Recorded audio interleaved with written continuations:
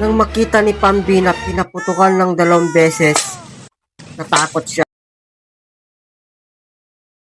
Welcome to my channel. Panoorin mong mabuti, wag mong skip habang papalapit dyan si Pambi na aktuhan niya ang pagpaputok ng lalaki yung sa taong nakahiga. Kaya sa takot niya, nagtatakbo siya. Modus lang pala ito ng 2 lalaki. Nang nakuha nila yung bike, sabay umalis na din sila.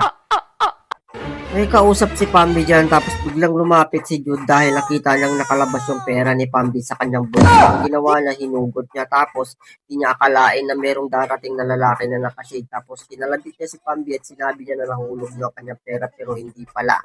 Tapos lumakad na yung nakashade, yung akala kasi dyan ni Jude, bulag yung lalaki, kaya naisip yung pera. Habang abala si Pambi sa paghahanda ng kanyang merienda na juice at tinapay, abala din siya sa pagdudot-dot ng kanyang cellphone.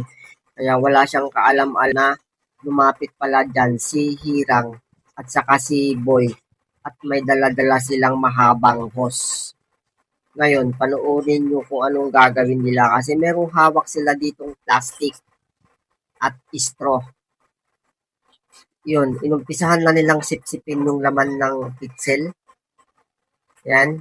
Tapos, nung mapuno yung isa ulit ang pinuno nila hanggang sa maubos yung laman ng pixel.